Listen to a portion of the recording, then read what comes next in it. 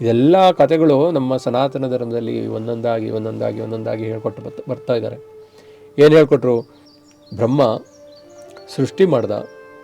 ಸೃಷ್ಟಿ ಮಾಡಿದಾಗ ಸರಸ್ವತಿನ ಮದುವೆ ಆದ. ಆದರೆ ನೋಡಪ್ಪ, ಮಕ್ಕಳನ್ನೇ ಮದುವೆ ಆಗಬೇಡ, ರಕ್ತ ಸಂಬಂಧದಲ್ಲಿ ಮದುವೆ ಆದರೆ ನಾರದ ಹುಡ್ತಾನೆ, ಎಜುಕೇಟೆಡ್ ಆಗಿರ್ಬೋದು ಅವನು, ಆದರೆ ಇಂಪಾರ್ಟೆಂಟ್ ಕಣಪ್ಪ ಅವನು ಅಂತ ಪಾಠ ಹೇಳ್ಕೊಡ್ತಿದ್ದಾರೆ. ಆಯಿತಾ?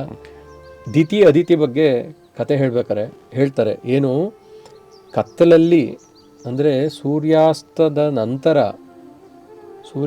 ನಂತರ ನೀನು ಸಂಭೋಗಿಸಿದ್ದೇ ಆದರೆ ನಿನಗೆ ಹುಟ್ಟೋ ಮಕ್ಕಳು ದೇವತೆಗಳಾಗಿ ಹುಟ್ಟುತ್ತಾರೆ. ಅಂದರೆ ಒಳ್ಳೆ ಬುದ್ಧಿ ಇರುತ್ತೆ.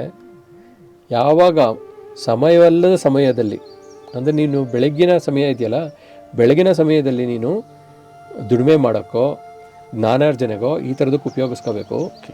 ಈ ಉಪಯೋಗ ಮಾಡ್ದಲೇ ನೀನು ಈ ಥರ ಚಟುವಟಿಕೆಗಳಲ್ಲಿ ಉಪಯೋಗಿಸ್ಕೊಂಡ್ರೆ ನಿನಗೆ ರಾಕ್ಷಸರು ಹುಡ್ತಾರಪ್ಪ ಅಂತ ಕತೆ.